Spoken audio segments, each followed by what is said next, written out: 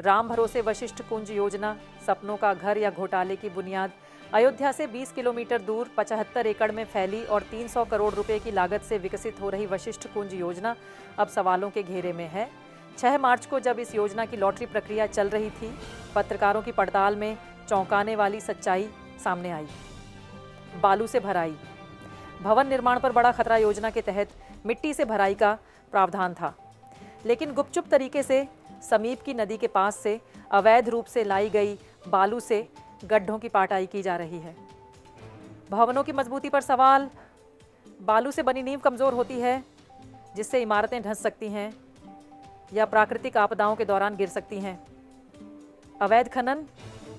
स्थानीय लोगों ने बताया कि रात के अंधेरे में डंपरों के जरिए समीप की नदी से बालू लाकर पाटाई की जा रही है। जांच में हेरफेर। जब भी किसी अधिकारी का निरीक्षण होता है तो ऊपर से थोड़ी मिट्टी डालकर सच्चाई छिपाने की कोशिश की जाती है। सीमेंट ईंटों का खेल। क्या नियमों का पालन हुआ? पत्रकारों की जांच में एक और बड़ा घोटाला सामने आया। एक कंपनी खुद ही साइट पर सीमेंटेड ईंटों का निर्माण कर रही है। क्या इसके लिए सरकारी अनुमति मिली थी? क्या अन्य विभागों से लाइसेंस लिया गया? क्या टेंडर में इसका प्रावधान था या फिर कंपनी ने खुद ही नियम तोड़े? जब इस पूरे मामले पर विकास प्राधिकरण के उपाध्यक्ष अश्विनी पांडे से सवाल किए गए तो उन्होंने कहा कि मामले की जांच होगी और सही कदम उठाए जाएंगे।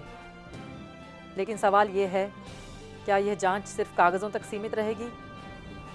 बालू से भराई के लिए किसका आदेश था और क्या इसका टेंडर पास हुआ था? क्या मुख्यमंत्री तक ये मामला पहुंचेगा या घोटाले को दबाने की कोशिश होगी? विकास के नाम पर भ्रष्टाचार। जिस योजना को आम जनता के लिए एक सुरक्षित और मजबूत टाउनशिप के रूप में पेश किया गया, वह अब गंभीर निर्माण खामियों और अनियमितताओं का अड्डा बन गई है। अब सवाल यह है कि क्या जनता को ठोस घर मिलेंगे या फिर भ्रष्टाचार की नींव पर टिकी कमज़ोर इमारतें? क्या इस घोटाले पर कार्रवाई होगी या फिर ये मामला भी अन्य घोटालों की तरह ठंडे बस्ते में डाल दिया जाएगा?